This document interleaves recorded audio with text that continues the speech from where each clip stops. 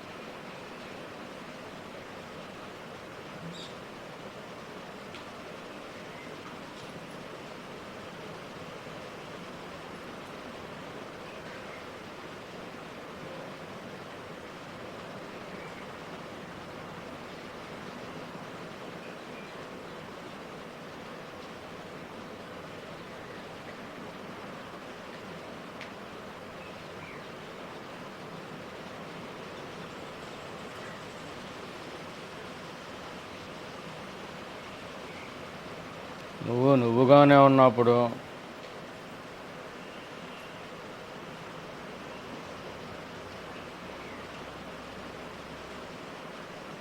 ఉండటంగా ఉంటావు.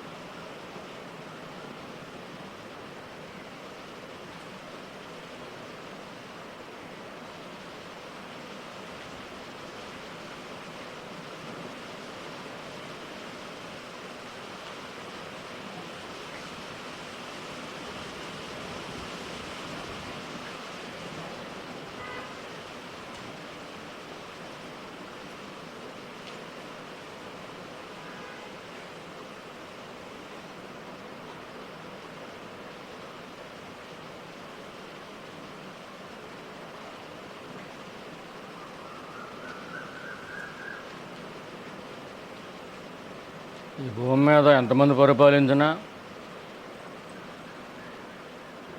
ఎన్ని యుద్ధాలు జరిగినా, ఎంతమంది బతికినా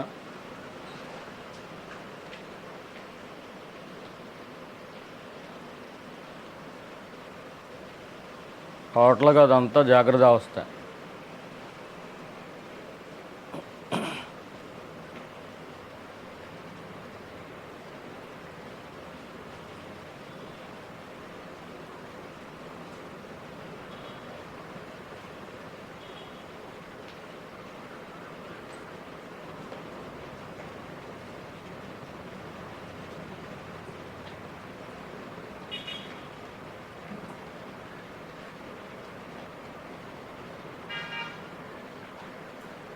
ఏది ఉందో అదిగా ఉన్నప్పుడు అది జాగ్రత్త అవస్థ కాదు.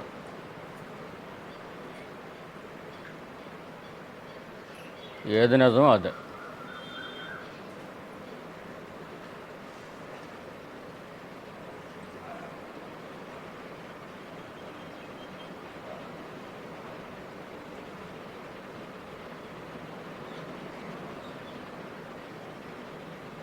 ఈ రక్త మాంసాలు నువ్వు అనుకుంటున్నావు కాబట్టి వాడు ఒక కొండలోకో విగ్రహంలోకో వస్తున్నాడు.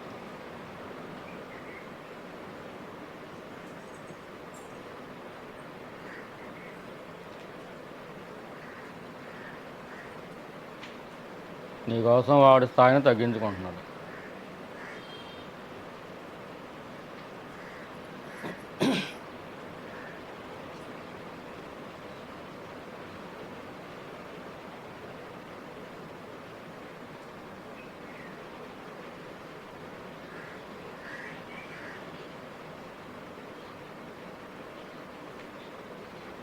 నువ్వుగా ఉండటం అంటే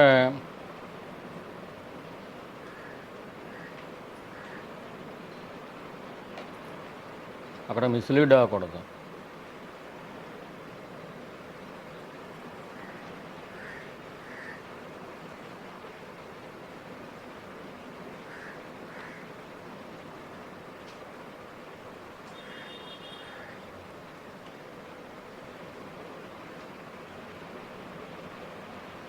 దేహంగా ఉన్నాను అనేదానికి అలవాటు పడిపోయావు, కానీ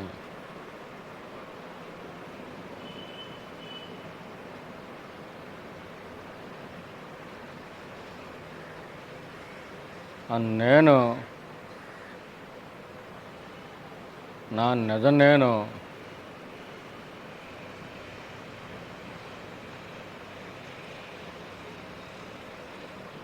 ఆ నిజ నేనుగానే ఉండాలి అని ఒక సెకండ్ కూడా, సెకండ్లో 60 వంతు కూడా ఉండలేకపోతున్నాం, అలవాటు లేక.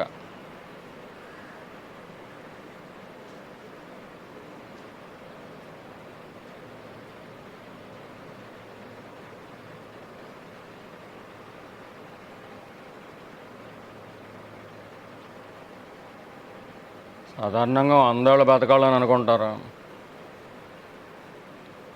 ఒక 1,00,000 ఏళ్ళు బతికినా కానీ ఇదంతా జాగ్రత్త అవస్థ.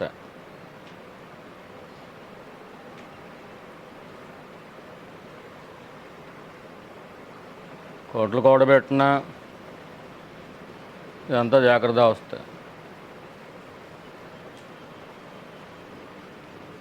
స్వప్నానికి ఏం విలువిస్తాం మనం?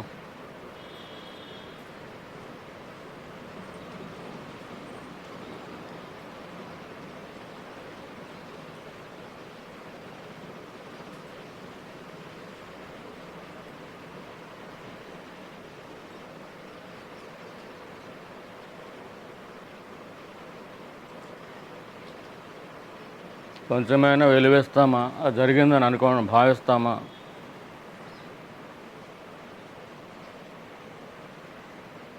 కళ నిజంగా జరిగిందని అనుకుంటామా?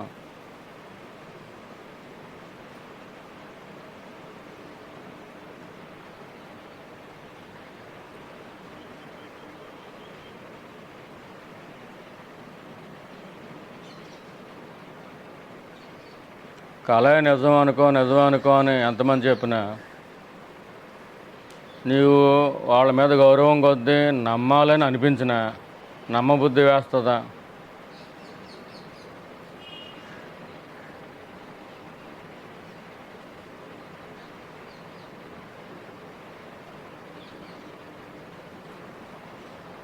నువ్వు అత్యంత గౌరవంగా ఒకరిని చూసుకుంటున్నావు అనుకో, వాళ్ళు వచ్చి స్వప్నం నిజం అని చెబితే నమ్మబుద్ధి వేస్తుందా?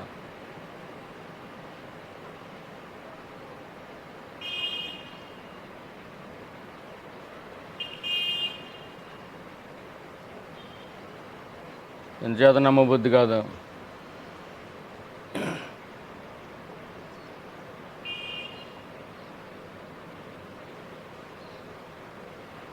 ఈ స్వానుభవమే నీకు నిజమైన సాక్ష్యం ఇస్తుంది. దేవుడే వచ్చి చెప్పిన స్వప్నం నిజం అంటే నమ్మం. ఇప్పుడు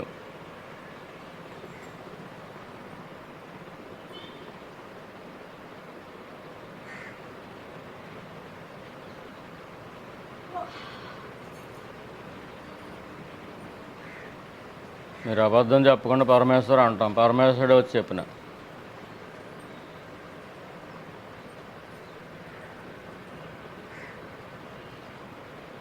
నీకు అనుభవం ఉన్నది కాబట్టి నువ్వు అంత కరెక్ట్గా చెబుతావు. ఈశ్వరుడు చెప్పినా నమ్మం.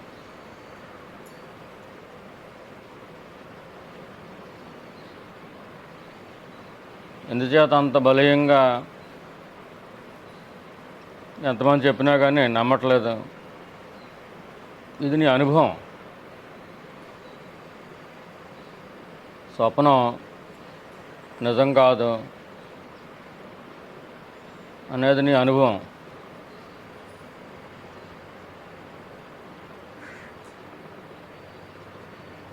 ప్రపంచంలో ఎంతమంది వచ్చి చెప్పినా కానీ నీ అనుభవాన్ని నువ్వు నమ్ముతావు.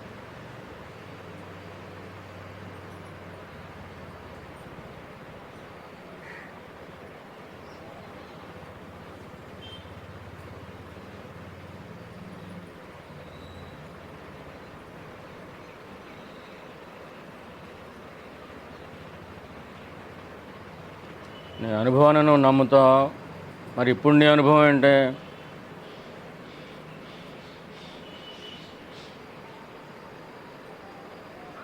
నువ్వు దేహం అని నమ్ముతున్నావా, లేకపోతే నీ అనుభవం అది?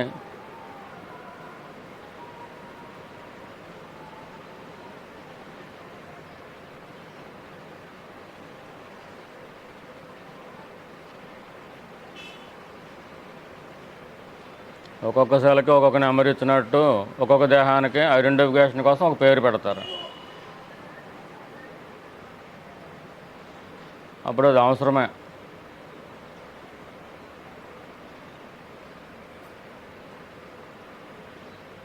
ఈ అజ్ఞానంలో జీవితాంతం తిరగాలంటే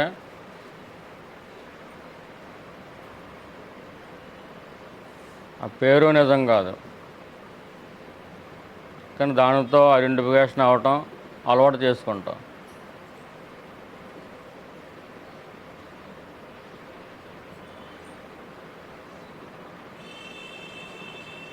ఆ పేరు కాకుండా ఇంకో పేరు పెడితే అదే నువ్వు అనుకుంటావు.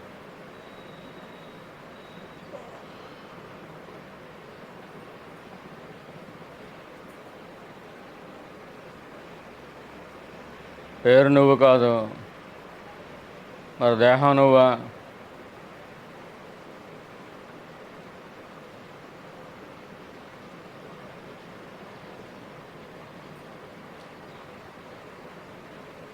ఇప్పుడున్న పేరు కాకుండా ఇంకో పేరు ఏదో పెట్టారనుకోండి, ఆ పేరే నువ్వు అనుకుంటావు. ఆ పేరుతో పిలిస్తే పలుకుతావు. ఆ పేరుని ఎవరైనా దూషిస్తే వాళ్ళ మీద కోపం వస్తుంది. ఆ పేరుని ఎవరైనా పొగిడితే వాళ్ళ మీద ఆనందం వస్తుంది.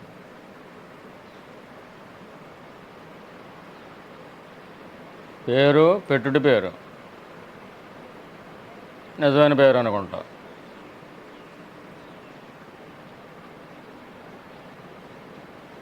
మరి దేహం సంగతి ఏంటి?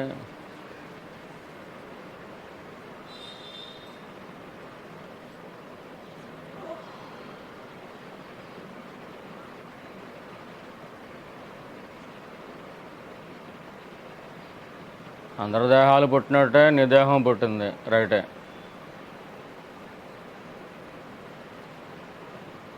చిన్నప్పుడు దేహంతో తాదాత్మ్యత ఉన్నదో లేదో ఇప్పుడు మనకు తెలియదు.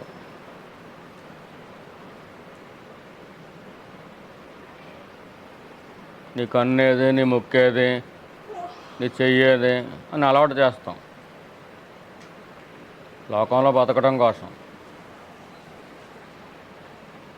ఆ అలవాటుని నిజంగా భ్రమిస్తాం.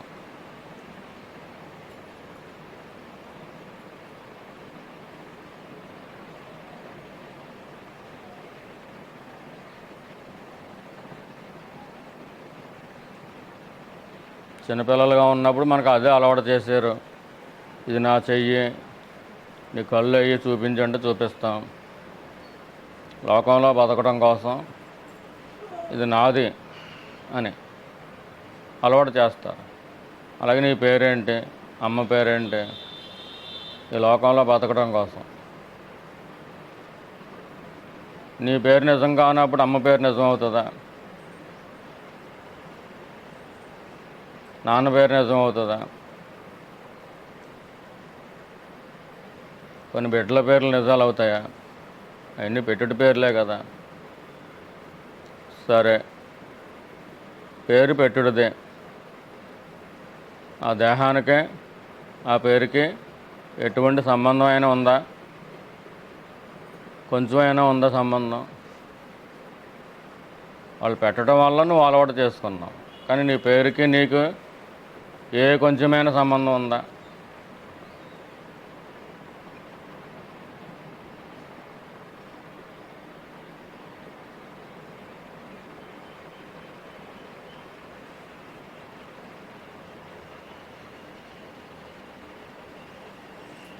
నీకు ఊహ తెలిసినప్పటి నుంచి ఆ పేరుతో పిలిపించుకున్నావు కాబట్టి ఆ పేరు నీది అనుకుంటున్నావు. రాముడు అని పేరు పెడితే రాముడు రాముడు, నేను రామ్ అనుకుంటాం. భీముడు అని పేరు పెడితే నేను భీమ్ అనుకుంటాం. కానీ పేరు మార్చేయచ్చు కదా. ఆ పేరు నువ్వా? నీ బాడీకి పెట్టారు, మరి నీ బాడీ నువ్వా?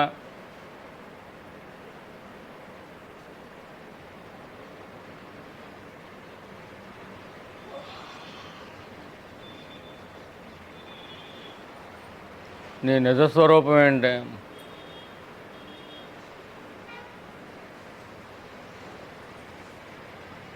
నేను నేను నేను అని ఎక్కడి నుంచి వస్తుంది?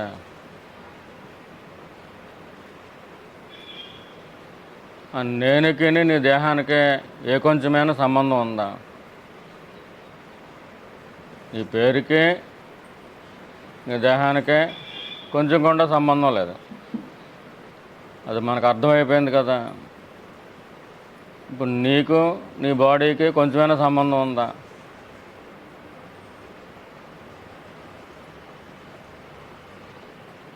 ఇది ఎలా తెలుస్తుంది మరి?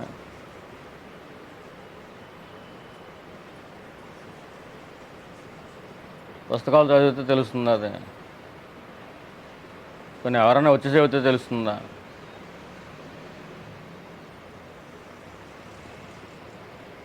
ఈశ్వరుడే స్వయంగా వచ్చి రాత్రి కల్లో జరిగిందంత నిజం అంటే నువ్వు పొరపాటును కూడా నమ్మవు కదా. ఇంచేదంటే నీ అనుభవం నీకు చెబుతుంది కళ నిజం కాదని. మరి ఇప్పుడు నీ అనుభవం ఏం చెబుతుంది? నువ్వు ఇలాలా పడ్డావు, ఇప్పుడు నీ అనుభవం ఏం చెబుతుంది? నీ అనుభవాన్ని నువ్వు నమ్ముకో. ఇతరులు తప్పు చెప్పొచ్చు, ఒప్పు చెప్పొచ్చు. నీకు ఏది అనుభవంలో ఉందో అదే నమ్మకం. అనుభవాన్ని ఇంకా నమ్మటం అనేది కూడా ఉండదు.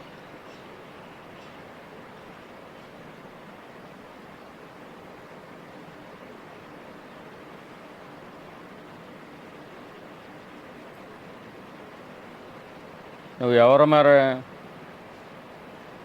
నువ్వు నీ పేరు కాదు, నీ దేహమా నువ్వు?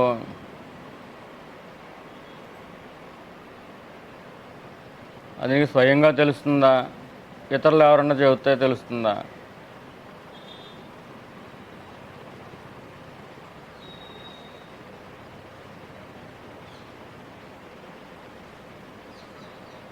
అరుణాచల రమణులు చెప్పారు,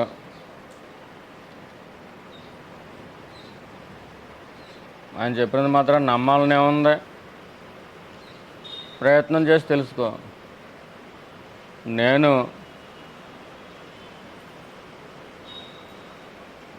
నువ్వు అనుకుంటున్నావు కదా, నేను నీ దేహమా?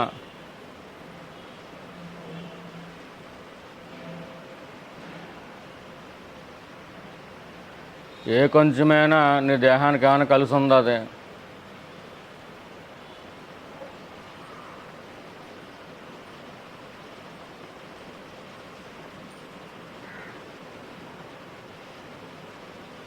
సిన్సియర్గా ప్రయత్నం చేస్తే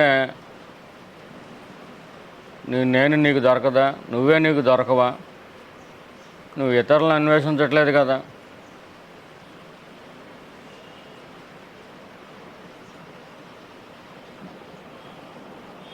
నీకు దూరంగా ఉన్నదాన్ని అన్వేషించమంటలేదు కదా. నీకు దగ్గరగా ఉండటం కాదు, స్వయంగా నువ్వే.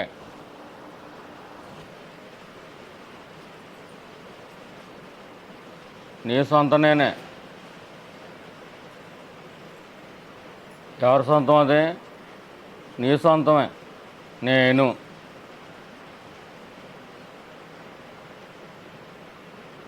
అది ఎలా ఉంది?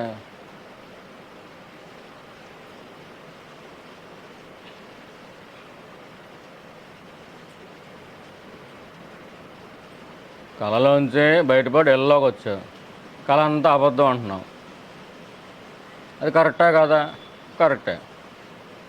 ఇళ్ళలోంచి బయటపడాలంటే సాధన అవసరం. సాధన అంటే ఏంటి?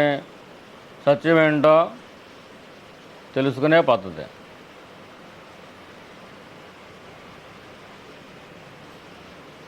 నిజమేంటో తెలుసుకోవాలి. ఇవన్నీ తెలుసుకునే నువ్వు ఎవరో తెలుసుకోకుండా ఎన్ని తెలుసుకున్నా ఉపకారం ఏంటి?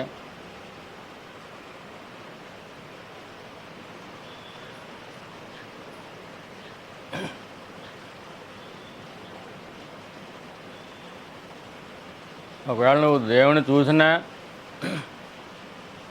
ఆ దేవుడు నిజమైన దేవుడా?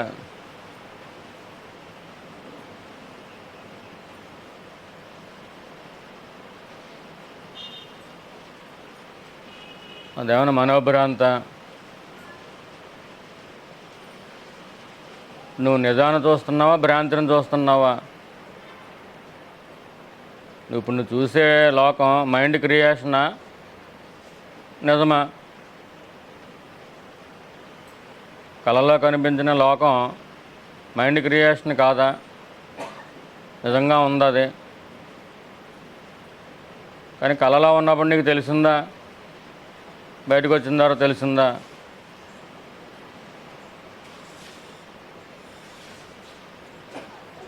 కళాబద్ధం అని నీకు ఎప్పుడు తెలిసింది?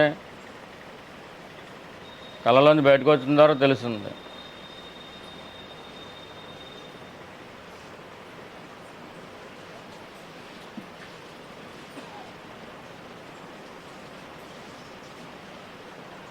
ఇది కళ అని కూడా తెలిసిపోతుంది, వాళ్ళు జ్ఞానులు అంటారు. వాళ్ళు కూడా మనకు ఇప్పుడు వద్దు.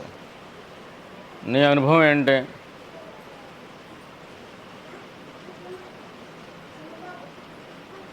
నువ్వు ఇప్పుడు ఈ చూస్తున్న లోకం నిజంగా ఉందా, లేదా నీ మైండ్ క్రియేషనా?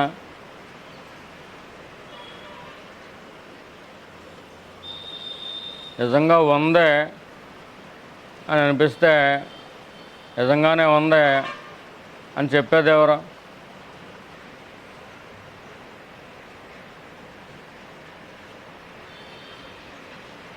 మరి కళలో కూడా బోల్డ్ అని లోకం చూసావు కదా, మరి దాంట్లో బయటకు వచ్చేస్తే అది అది ఎలా అబద్ధం అయిపోయింది? అప్పుడు మైండ్ చెప్పింది నిజమే కదా. కళలో ఉన్నంతసేపు కళ నిజమని కదా భావించింది మనసు.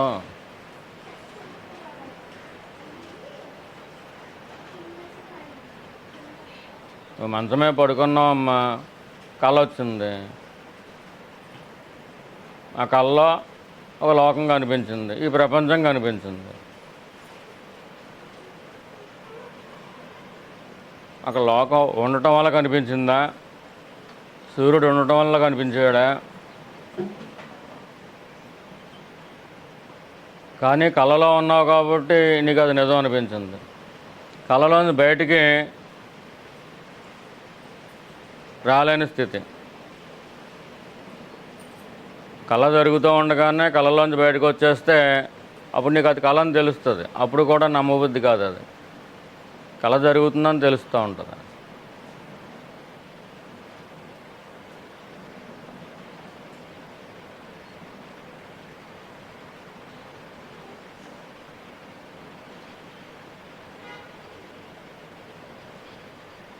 మనం తెలుసుకునే దాన్నే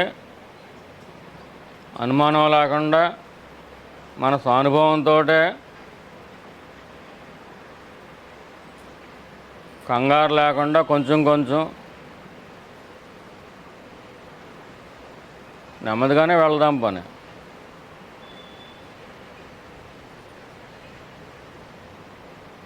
నీకు రాత్రి వచ్చిన కళ నిజము అని ఎంతమంది చెప్పినా నీకు నమ్మబుద్ధి వేస్తుందా?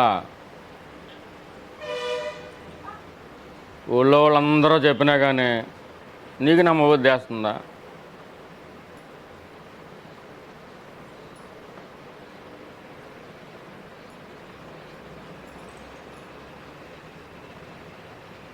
ఎందుకు నమ్మబుద్ధి లేదు?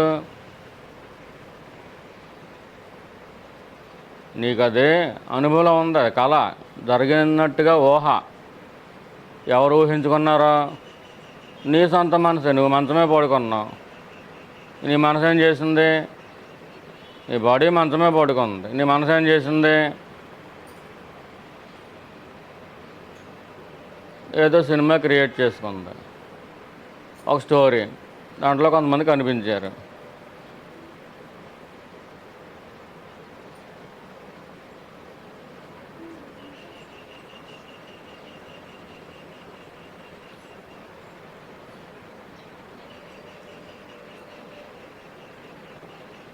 ఒకడో 11 మందికి భోజనాలు పెడతాను ఏకాదశి రోజునే అని అనుకున్నాడు. 10 మంది తినేశారు. 11వ బ్రాహ్మణుడు ఇంకా రాలేదు. ఈ లోపు మెలుగు వచ్చింది. అయ్యో, ఆయనకి భోజనం ఇంకా పెట్టలేదు. 11 మందికి పెట్టమన్నారు బ్రాహ్మలో. 11 ఆయన రాలేదు. ఈ లోపు మెలుగు వచ్చేసింది. ఎలాగా నాకు పుణ్యం రావట్లేదు.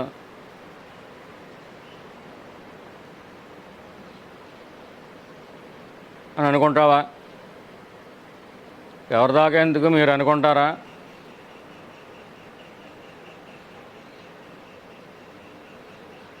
లేదంటే మళ్ళీ ఒకసారి పడుకుని అదే కళ వస్తే బాగుండు, ఆ కళలో 11వ బ్రాహ్మణుడు వచ్చి భోజనం చేస్తే బాగుండు అని అనుకుంటారా? పుణ్యం వస్తుంది కదా. కళలో పెట్టిన భోజనం నిజమా? కళలో వచ్చిన బ్రాహ్మణులు నిజమా? కళలో వచ్చిన పుణ్యం నిజమా? కళలో వచ్చిన రోగం నిజమా? పుణ్యం నిజమా? పాపం నిజమా? కళ్ళలో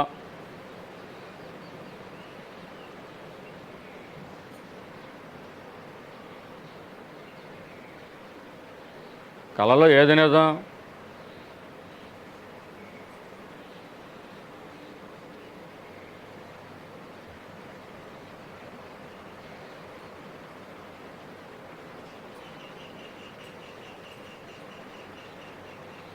కళలో జరిగిన సంఘటనలో ఏది నిజం?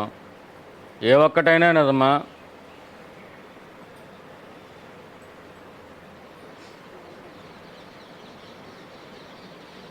ఎవరు క్రియేట్ చేసుకున్నారు అదంతా? నీ సొంత మనసే కదా.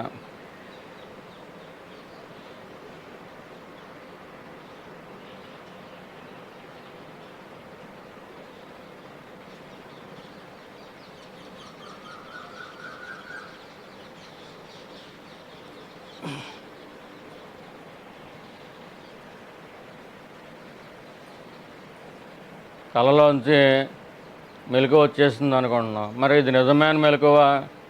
నిజమైన మెలకువ అయితే కనుక ఈ మెలకువ ఎవరికి వచ్చింది? నీకే వచ్చింది. మెలకువ ఎవరికి వచ్చింది? నాకే వచ్చిందంట. అని నేను ఎవరు?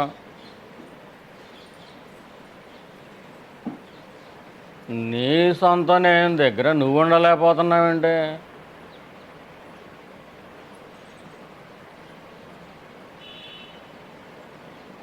కొంతమంది ఎవరో సినిమాలు షికారులు తిరుగుతూ ఉంటారో, మేము అటువంటి వాళ్ళం కాదండి, డబ్బులు ఆదా చేస్తూ ఉండే షాపింగ్లు అంటూ తిరుగుతూ ఉంటారో, డబ్బులు ఖర్చు పెట్టేస్తూ ఉంటారో, బంగారాలు అంటారో, లేదా కొత్త బట్టలు వస్తాయి కొనేసుకుంటూ ఉంటారో, మాకు డబ్బులన్నీ దాచేసుకుంటాం, చాలా బుద్ధిమంతులు, అలా తిరగం మేము.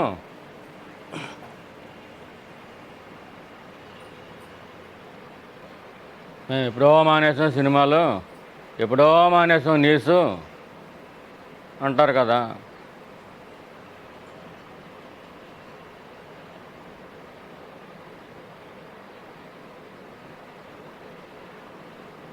అంటే వాళ్ళు సినిమా హాల్ చుట్టూ తిరుగుతున్నారో, టీవీల చుట్టూ తిరుగుతున్నారో, బంగారాల చుట్టూ తిరుగుతున్నారో, ఫ్రెండ్షిప్ల చుట్టూ తిరుగుతున్నారో అని చెప్పి నీకు అర్థమైపోయింది. వాళ్ళ మీద బెస్ట్ నువ్వు.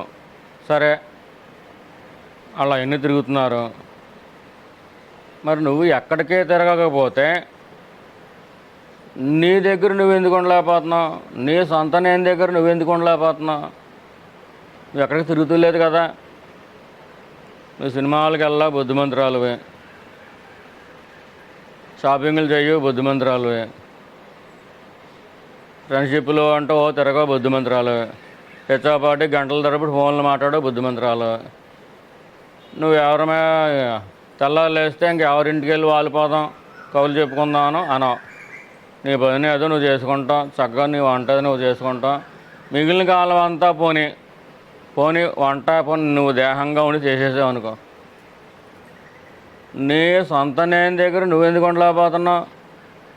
నేను అనే దాని దగ్గర ఉండమంటున్నాడు భగవాన్. ఇంకేం అడుగుతలేదు. నువ్వు ఇతరుల ఇళ్ళకి వెళ్ళి అక్కడ ఉండక్కర్లేదు. నువ్వు బుద్ధిమంతురాలువే కదా. వాళ్ళందరూ అలా తిరుగుతూ ఉంటారు, నువ్వు అలా తిరగవా. చాలా మంచిదాను, నువ్వు చాలా బుద్ధిమంతురాలువే. కానీ నువ్వు ఎక్కడ ఉంటున్నావు? నీ సొంత నేను దగ్గర నువ్వు ఉంటున్నావా? నేను అనే ఫీలింగ్ దగ్గర నువ్వు ఉంటున్నావా? ఉంటే ఎంతకాలం ఉంటున్నావు? మరి వాళ్ళు సినిమాల చుట్టూ తిరిగేస్తున్నారు అంటున్నావు. మరి వాళ్ళ మీద నువ్వు బుద్ధిమంతురాలు అంటున్నావు.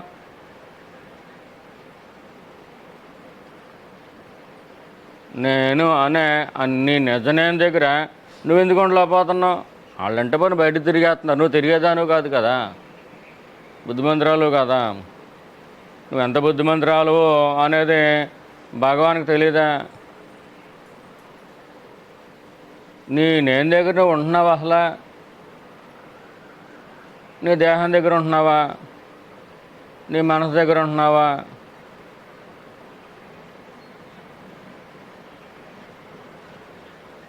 లేకపోతే నీ దేవుడి దగ్గర ఉంటున్నావా?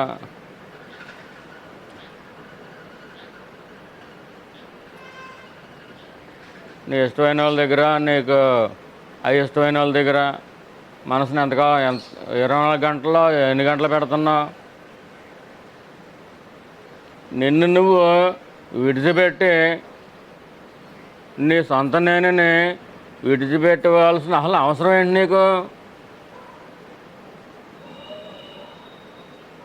నీ సొంత నేను నువ్వు విడిచిపెట్టవలసిన అవసరం ఏంటి అసలు? నీ సొంత నేను నీకు తెలియదా? అది ఎలాగుందో తెలియదా? నువ్వు ఫీల్ అవ్వలేకపోతున్నావా? అది నీ సొంత నేను. నీ బిడ్డదో నీ భర్తదో ఏళ్ళదో కాదు, నీ సొంత నేను. ఎవరి సొంతం అమ్మదే? నీ సొంతమే. నేను అనేది నీ సొంతం. నీ సొంతం దగ్గర నువ్వెందుకు ఉండలేకపోతున్నావు? ఇదేం విచిత్రం. ఎవరన్నా నవ్వుతారు కదా అమ్మ, నేను నా దగ్గరే ఉండలేకపోతున్నాను అంటే. నువ్వేమన్నా రాక్షసువా, దుర్మార్గుడివా? పని నువ్వు ఎక్కడ ఉండలేకపోతున్నావు? నీ సొంత నేను దగ్గర నువ్వు ఉండలేకపోతున్నావు అంటే అది మంచిదే చెడ్డదా? నీ సొంత నేను.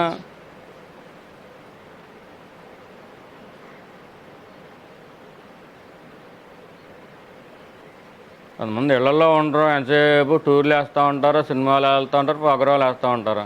ఇప్పుడు నువ్వు అలా వెళ్ళేదానివి కాదు, చాలా బుద్ధిమంతురాలు. మరి నువ్వు ఎక్కడ ఉంటున్నావు? నీ దేహంలో ఉంటున్నావు, నీ మనసులో ఉంటున్నావు. వాళ్ళు ఎక్కడ ఉంటున్నారు? సినిమా హాల్లో ఉంటున్నారు, లేకపోతే పార్టీల్లో ఉంటున్నారు. దానికి దీనికి పెద్ద తేడా ఏమేముంది?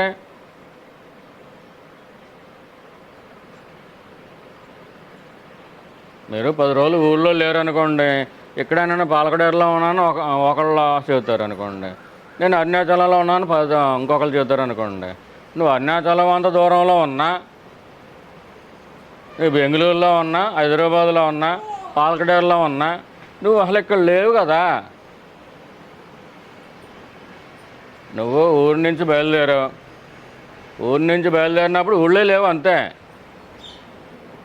ఊరి నుంచి బయలుదేరినప్పుడు ఊళ్ళో లేవు.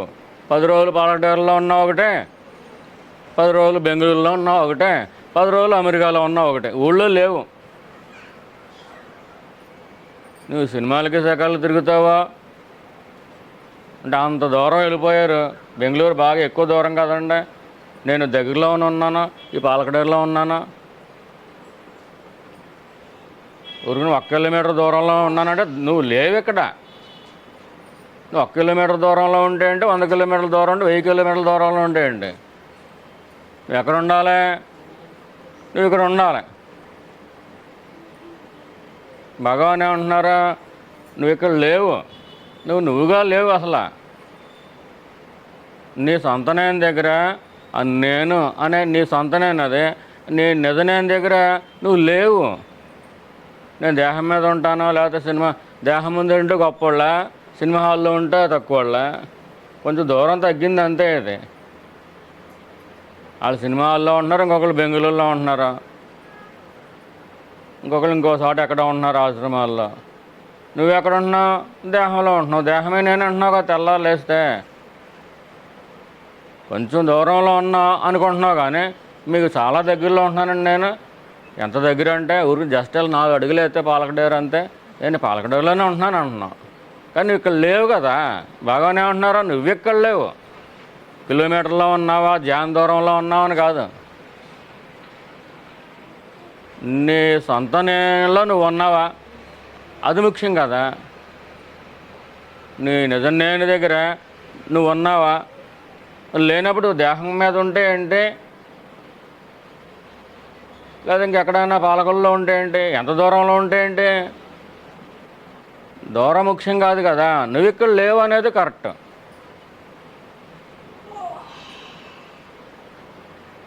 నువ్వు ఇక్కడ లేకపోవడానికి ఆటంకాలు అసలు ఏమన్నాయి?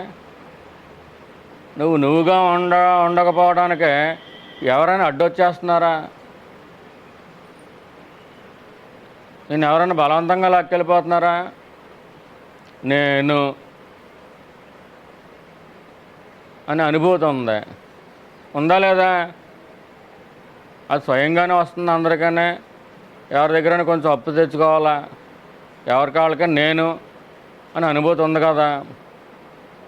నీ అనుభూతిగా నువ్వు ఉండు, నువ్వుగానే ఉండు. నేను ఎవరైనా ఎలా బయటకు లాక్కెళ్ళగలరు అసలు? నువ్వుగా ఉండాలనుకుంటే, నేను దగ్గర నువ్వు ఉండాలనుకుంటే ఎవరైనా ఎలా లాక్కెళ్తారో? కొన్ని దేహాన్ని అయితే లాక్కెళ్ళిపోతారు. నువ్వు నీ దేహం అక్కడికి వెళ్ళిపోయినా కానీ అక్కడ కూడా నేనుగా ఉండగలవు కదా. నేను ఎడారిలో పాడేసినా కానీ అక్కడ కూడా నేనుగానే ఉండగలవు కదా. లేకపోతే నేనే మగంట్లో ఉండిపోయి దేహం ఎడారిలోకి వెళ్ళిపోతుందా? ఎక్కడికి వెళ్ళినా కానీ, హిమాలయాలకు వెళ్ళినా కానీ, ఎక్కడికి వెళ్ళినా కానీ నేను ఎక్కడ ఉంటుంది? ఎక్కడికి వెళ్ళినా కానీ అది ఉంటుందా, ఉండదా?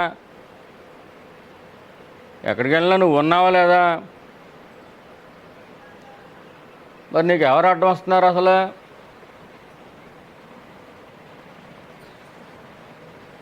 మాకు అలవాటు లేదండి అంటే అలవాటు చేసుకుంటే వస్తుంది.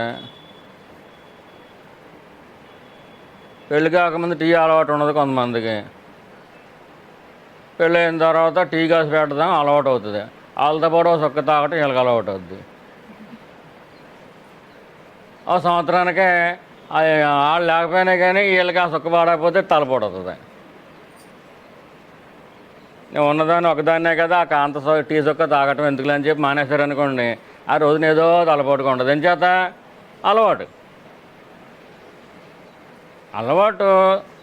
ఎలా వస్తుంది? చేసుకుంటే వస్తుంది. నేనుగా ఉండటం కూడా ఒక అలవాటుగా చేసుకోండి.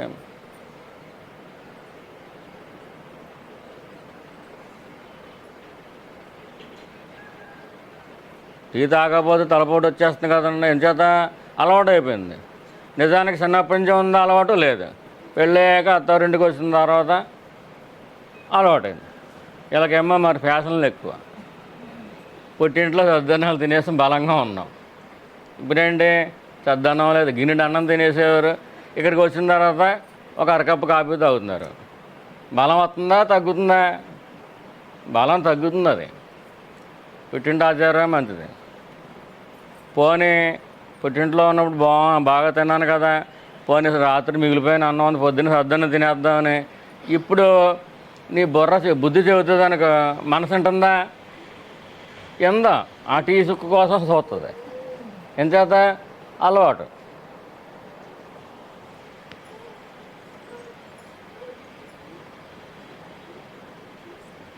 అలవాటుని ఏమంటారా? అభ్యాసం.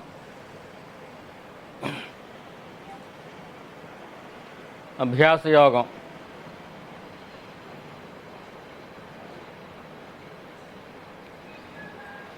నువ్వుగా ఉండకుండా ఏం పరిగెట్టేస్తావు? ఏం తెలిసేసుకుంటావు? ఏం పూజలు చేసేస్తావు? ఒకవేళ చేస్తే నువ్వు ఎలాగుండి చేస్తున్నావు? నేను దేహాన్నే అనుకుని చేస్తున్నా. ఏనుగు ఎక్కేసావు.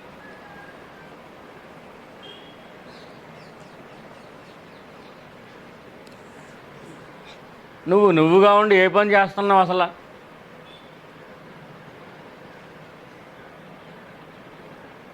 నువ్వు దేహాన్ని అనుకునే పని చేస్తున్నావు. కానీ ప్రతిదీ పూజ అయినా, పునస్కారం అయినా, వంట అయినా, ఏదైనా సరే నువ్వు దేహమా కాదు, నువ్వే అని నేను అనే దానిగానే ఉండు. అక్కడే ఉండు, అదిగానే ఉండు. నేను నిజమైన నేనుగానే ఉండి అది అనుభూతి చెందుతూ ఉండు. ఆ అనుభూతిని విడిచిపెట్టకుండా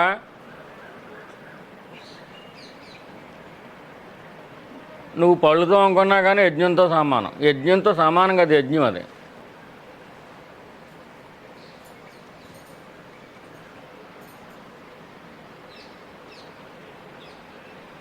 యజ్ఞం అంటే హవిస్సును వేడవటం కాదు, అదొకటే కాదు. నువ్వుగానే ఉంటున్నావు, ఉండటంగానే ఉన్నావు. కానీ ఉండటం పని అలవాట్లు అది ఇంకా రాలేదనుకోండి. నేను నేనే పట్టుకుని అలాడుతున్నావు.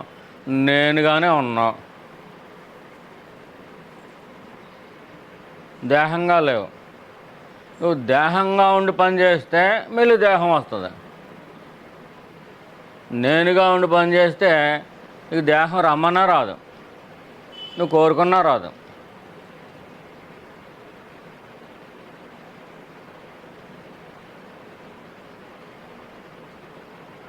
దీనికి అసలు చదువు ఎందుకమ్మా? నేను అని అనుకోవటానికి ఆ ఫీలింగ్ చదువు అవసరమా? లేదు. ఎన్ని పుస్తకాలు చదువుతావు? కొన్ని ఎన్ని పుస్తకాలు చదివినా తెలుస్తుంది అది.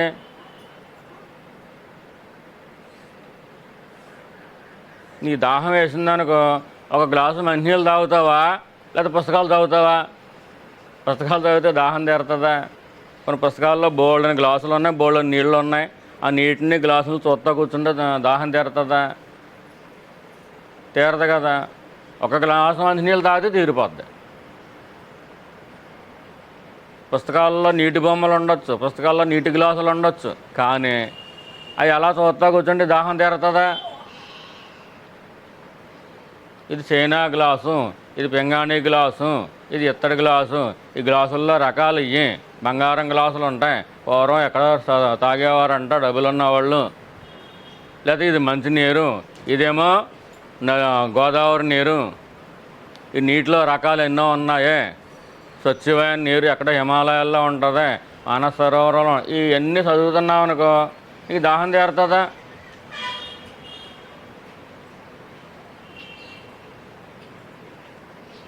నీ దాహం తీరాలంటే ఏం చేయాలి? నీళ్ళే తాగాలి.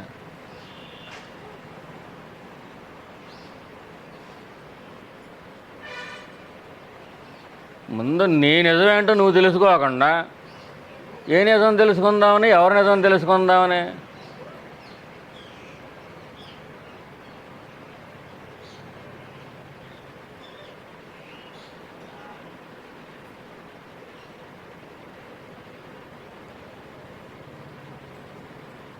మీరు దేశాన్ని ఉద్ధరించేద్దరుగలండి. ఈ లోపు అసలు మిమ్మల్ని మీరు ఉద్ధరించుకుంటున్నారా?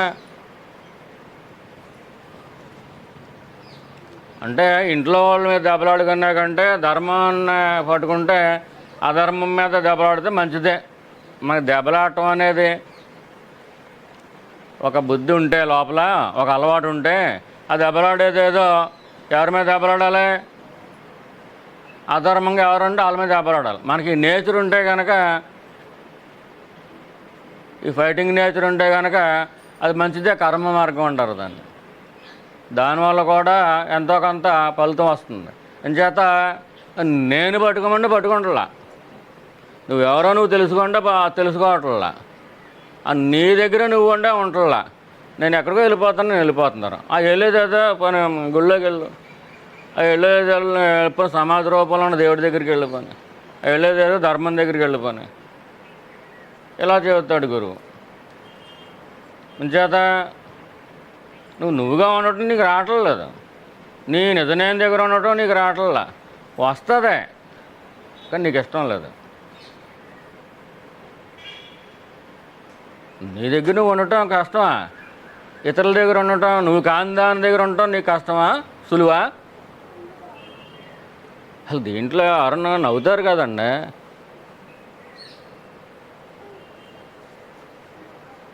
మా ఇంట్లోనే ఉండలేకపోతానండి, పక్కింటి వాళ్ళ ఇంట్లో అయితే బాగుందంటే ఎలాగుంటుందండి అసలు?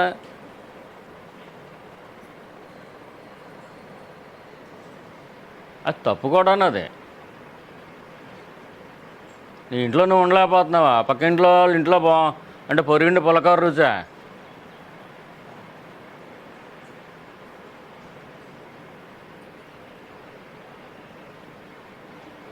కొంచెమైనా అర్థం ఉండాలి కదండి. మనం మాట్లాడితేనే ఒక మాట చెప్పినా ఒక అర్థం ఉండాలి కదా.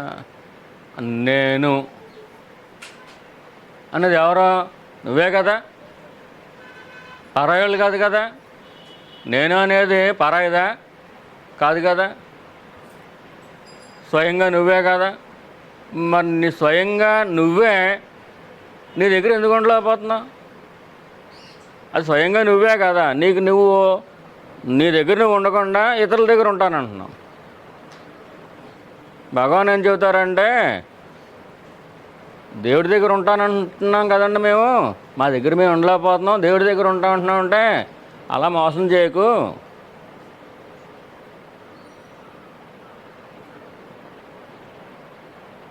ఈ ఆడేసుకుని చదివేస్తానంటాడు, చదువుకోమంటే. తర్వాత ఈ పావుగంట సీరియల్లో వస్తుంది, అది చూసేస్తానంటాడు. తర్వాత క్రికెట్ వస్తుంది, చూసేస్తానంటాడు. చదువుకోమంటే ఏం చెబుతాడు? చదివేసుకుంటానంటాడు. చదవనని చెప్పడు, బుద్ధిమంతుడే. అబ్బాయి ఎంత గొప్పవాడు అనుకుంటాం. నువ్వు చెప్పింది తప్పించి ఆ పక్కన ఉన్నది చెబుతాడు. అదైన తర్వాత ఆ పక్కన ఉన్నది, అదైన తర్వాత ఆ పక్కన ఉన్నది. అంటే లోపలికి వస్తున్నాడా బయటికి వెళ్తున్నాడా? అంచేత ఏముంటుంది, నిన్ను తెలుసుకో అంటే నన్ను నేను తెలుసుకుంటానండి, కానీ నాకు అలవాటు తప్పేసింది, అంచేత దేవుణ్ణి తెలుసుకుంటానంటాడు.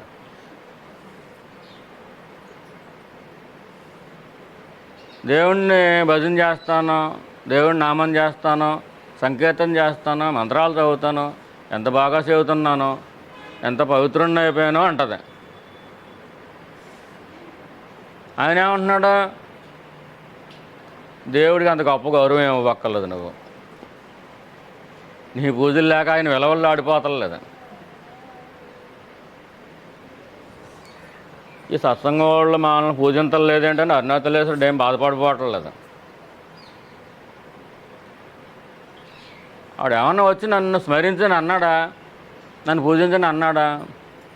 మనం అనుకుంటున్నాం స్మరించేవారికి అహంకారం తీస్తాడని.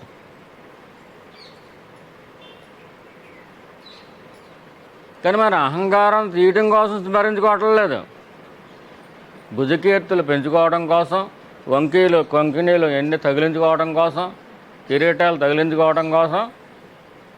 ఇప్పుడు ఇంతకే దేవుణ్ణి పూజింతానా? నిన్ను నువ్వు తెలుసుకో అంటే నేను దేవుణ్ణి పూజింతాను అంటున్నాను. ఇంకేత నేను నా దగ్గర ఉండలేకపోతున్నా, పక్క వాళ్ళ దగ్గర ఉండగలుగుతున్నా. అంచేత ఆ పక్క వాళ్ళని దేవుణ్ణి చేసుకుంటానని మంచి తెలివితేటలుగా చెబుతున్నాం. ఈ తెలివితేటలకే ఈశ్వరుడు అమాయకుడే పడిపోవటానికే. అంచేత దేవుణ్ణి అలా ఉంచు, ఆయన నీకు అభిప్రాయాల కోసం ఏం చూడట్లేదైనా. ఇంకేమొద్దు, నీ నిజనేం దగ్గర నువ్వు ఉండు, నేనేం దగ్గర నువ్వు ఉండు. ఎప్పుడు చూసినా అసల్లోకి వెళ్ళిపోతాడు. వీళ్ళు ఏం చేస్తారు, అసలు మానేసి అది ఇది ఇది అది చెబుతూ ఉంటారు. దానికేమో మార్గాలను పేరు పెట్టేస్తారు. భక్తి మార్గం అంటారు, కర్మ మార్గం అంటారు, రకరకాల యోగాలు అంటారు, బస్కీలు అంటారు. ఆఖరికే ఎక్సర్సైజులు చేయటం మిగిలింది యోగా అంటే. అది కూడా మంచిదే కదండి. ఆరోగ్యం ఎవరి ఆరోగ్యం? దేహ ఆరోగ్యం. అక్కడికి దాని పక్షాన వెళ్ళిపోయారు కదా.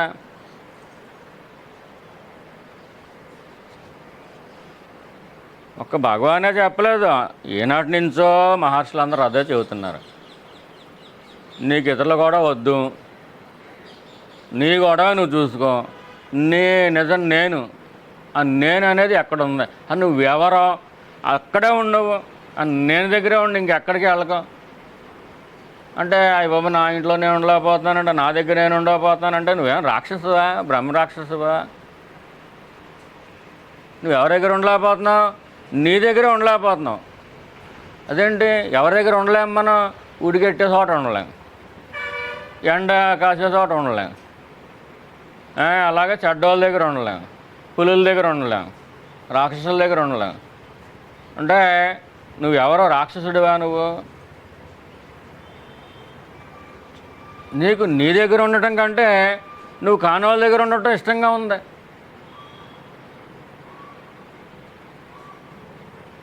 నీకు నీతో స్నేహం చేయడం కంటే ఇతరులతో స్నేహం ఇష్టంగా ఉంది. అంటే నీ మీద నీకు మంచి అభిప్రాయం లేదు, ఇతరుల మీద మంచి అభిప్రాయం ఉందా? ఆ ఇతరులు అసలు ఉన్నారా లేదో తెలియాలంటే ముందు నువ్వు ఉన్నావో లేదో తెలియాలి. ఇదే కదా అసలేం ట్రాప్.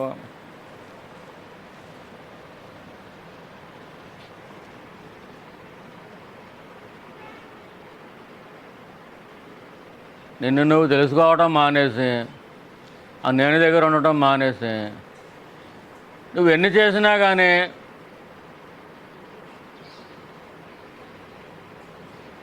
మళ్ళీ పుట్టవలసిందే. ఇంచేత నువ్వు ఎన్ని చేసినా కానీ ఆఖరికి ఇక్కడికి రావాల్సిందే. అవన్నీ చేయడం వల్ల కొంత పవిత్రత వచ్చి ఇక్కడ నిలబడే శక్తి వస్తుంది అని కొంతమంది పెద్దలు చెబుతారు. దేవుణ్ణి నా దేహం కోసం కాకుండా నా నిజమైన దగ్గర నిలబెట్టడం కోసం దేవుణ్ణి అర్చిస్తున్నానని కొంతమంది చెబుతారు. దాన్ని భక్తి అంటారు. అటువంటి భక్తి అయితే పర్లేదు. మనం ఎలా తయారయ్యాం? ముందు అలాగే బయలుదేరుతాం. అరుణాచల అరుణాచల నాకు జ్ఞానం ఇయ్యం అంటే అర్థం ఏంటి? అహంకారం మీద దెబ్బ కొట్టాయి, బొర పగలగొట్టాయి. నేనేమనుకోను. జ్ఞానం ఏంటంటే అర్థం అదే కదా. జ్ఞానం అంటే కిరీటం అనుకుంటున్నారా? అహంకార నాశనమే జ్ఞానం. అందంగా చెప్పాడు భగవాన్. అరుణాచల నాకు జ్ఞానం ఇచ్చాయి అంటే అదేదో బంగారం కిరీటం కదా వచ్చి ఒళ్ళో పడద్దు అనుకుంటున్నాం. జ్ఞానం ఇచ్చాయంటే అర్థం ఏంటి? ప్రస్తుతం నేను అహంకారంగా ఉన్నాను, ఈ అహంకారాన్ని ఫుల్గా బదలగొట్టే చితగొట్టే పట్టుకుని అని చెప్పకుండా చెప్పటం. అది సరే నువ్వు ఎలాగ జ్ఞానం అడిగావు కదా అని చెప్పి శుద్ధి ఇచ్చుకుంటాడు. ఏంటి చేతిలో శుద్ధి తీసుకుంటున్నావంటే నేను నీ బిడ్డను కదా, చేతిలో శుద్ధి తీసుకుంటావా? నేను నీ పాదాలు పట్టుకుంటే నువ్వు చేతిలో నువ్వు అడిగింది ఏంటి? జ్ఞానం. అంటే నీ భావన ఏంటి? జ్ఞానం అనేది ఒక బంగారు కిరీటం అనుకుంటున్నావు. జ్ఞానం కావాలన్నా అహంకారం నాశనం కావాలన్నా రెండు ఒకటే కదా. ఈ అందమైన పదజాలాల్లో పడి జ్ఞానం కావాలి ఇంకేం వద్దు జ్ఞానం కావాలి అంటే ఒక అందమైన కిరీటం అనుకుంటున్నారు. అది నాకు జ్ఞానం కావాలంటే అర్థం ఏంటి? నిజమైన అర్థం ఏంటమ్మా? ఆయన కూడా నిజమే చెప్పాడు కదా. అరుణాచలమనచు స్మరించు వారల్లా జ్ఞానాన్ని ఇస్తానని చెప్పలేదు కదా, అహం నిర్మూలిస్తానని చెప్పాడు. అహం నిర్మూలించడమే జ్ఞానం. మళ్ళీ జ్ఞానం ఇచ్చేస్తానంటే అదేదో కిరీటం అనుకుంటారో, కోహినూరు వజ్రం ఉంటుంది దాంట్లో అనుకుంటారేమో. జ్ఞానం ఎంత బాగుందో మాట. ఈ మాటల మాయలో పడకుండా నిజమే చెప్పేశాడు ఆయన. మొట్టమొదటి దాంట్లో చెప్పేశాడు, అరుణాచలమనచు స్మరించు వారల అహము నిర్మూలింతువు. కొంతమంది నిర్మూలింపుము అని పెడుతున్నారు. నువ్వు ఆర్డర్ వేస్తావు ఏంటి? ఆ డ్యూటీ ఆడు చేస్తాడు, నువ్వు అడుక్కోవడం ఏంటండి? ఆడు ఎందుకు వచ్చాడు భూమి మీదకి? అహంకారం నిర్మూలించడం అనే పని మీద వచ్చాడు.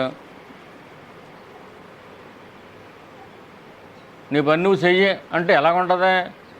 మోదీ గారి దగ్గరికి వెళ్ళి నీకు ఇంటర్వ్యూ ఇచ్చారనుకోండి, ఎవరో నీకు ఇచ్చారు, వెళ్ళి నీ డ్యూటీ నువ్వు చెయ్యి అంటే ఏముంటుంది అసలు అర్థం? మోదీ గారి దగ్గరికి వెళ్ళి నీ డ్యూటీ నువ్వు చెయ్యి అంటే ఇంటర్వ్యూ ఇచ్చారు, ఏదైనా మాట్లాడతారేమోనే, ఎవరికే రాదు. పో నీకు లక్కీగా లాటరీ తగిలింది, ప్రధానమంత్రి గారితో మాట్లాడాలి. అక్కడ వెళ్ళిన తర్వాత నీకు దొరికింది, 1 నిమిషం ఇచ్చారు టైము, నీ డ్యూటీ నువ్వు చెయ్యి అన్నావు అనుకో, ఏమనుకుంటాడు ఆయన? ఇదేం పిచ్చాడు, నా టైం వేస్ట్ చేస్తున్నాడా? నేను ఆల్రెడీ నా డ్యూటీయే చేస్తున్నాను. ఈశ్వరుడు ఆ డ్యూటీ ఆడు చేసుకుంటూ ఉంటాడు ఎంతసేపును. ఈశ్వరుడు నువ్వు జ్ఞాపకం చేయటం ఏంటి? నిర్మూలింపు ఏంటి అసలు? నువ్వెవడు చెప్పటానికి ఈశ్వరుడికి? నువ్వు ఉన్నావా అసలు? ఈశ్వరుడిని నువ్వు పలానా డ్యూటీ అని చెబుతావా? నిర్మూలింపు కాదు, నిర్మూలింతువు. ఆడు చేసే పని అదే.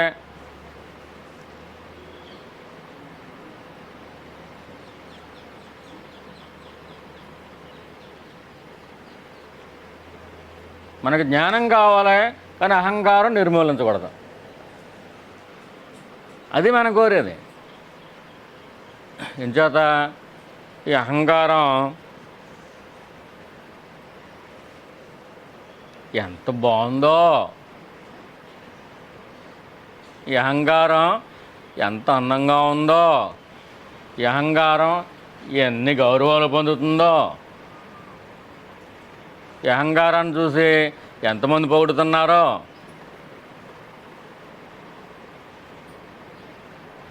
ఎవరైనా పువ్వుల దండలు కోరుకుంటారా, చెప్పుల దండలు కోరుకుంటారా? ఏం కోరుకుంటారమ్మా? పువ్వుల దండలే కోరుకుంటారు.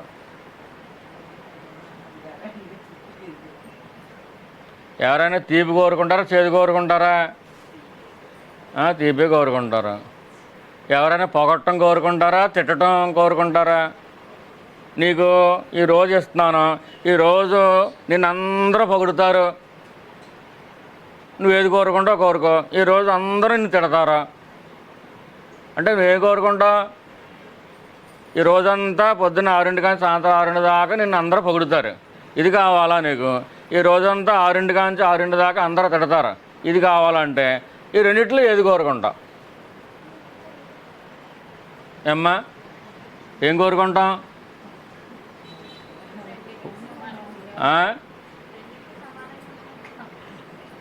ఆయన ఆప్షన్ ఇవ్వలేదు. ఏబిసి అనే సి ఆప్షన్ ఇవ్వాలి. ఏకి టిక్కి పెట్టాలి, అది బికి టిక్కి పెట్టాలి, ఆప్షన్ ఇవ్వలేదు.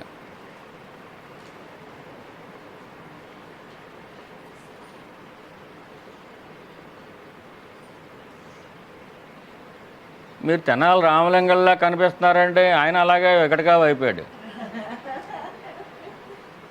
నీకు ధనం కావాలా, విద్య కావాలా అని ఇమ్మంతా చూపించింది, మాటల్లో పెట్టేసాడు. మాటల్లో పెట్టేసి 2 కలిపి తాగేసాడు. నువ్వు వికటగా అన్నది చాలా గొప్ప స్థితి. అది కూడా వికటగా తిరగేసినా మళ్ళీ వికటగా వస్తుంది. 2 ఇచ్చేసింది అనుకోండి,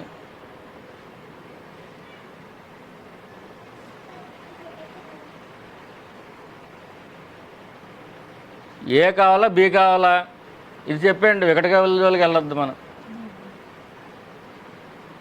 పొద్దున్న సాయంత్రం దాకా పొగుడుతం కావాలా, ఈ ఒక్కరోజే. పొద్దున్న సాయంత్రం దాకా తిట్టడం కావాలా, ఏది కోరుకుంటారా?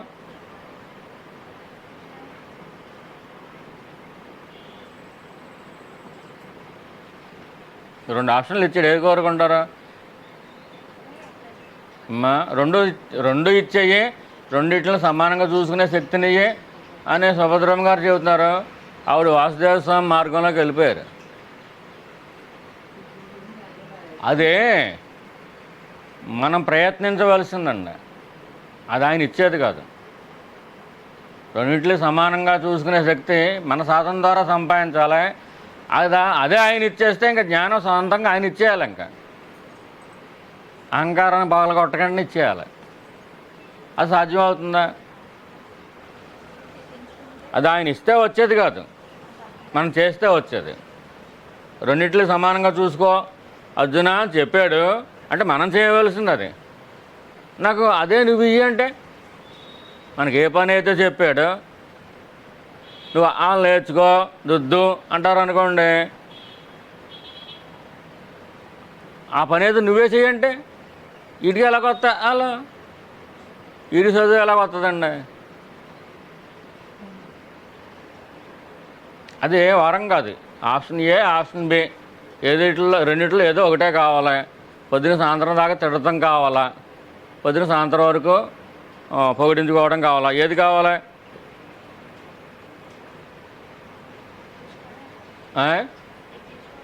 తిట్టించుకోవడమే కావాలంటే అహంకార నిర్మూలన మనం సిద్ధంగా ఉండాలి. అహంకార నిర్మూలన అవటం జ్ఞానం రావటం వేరువేరు కాదు, రెండు ఒకటే. కుంతిదేవి అదే అడుగుద్ది కదా, కుంతమ్మ గొంతెమ్మ అయింది. జ్ఞానానికి ప్రత్యేక ఆవిడ. నందితో సమానంగా ఒక నందిని చేసి నంది మూపురం మీద దీపం వెలిగించి ఊరంతా తిప్పుతారు.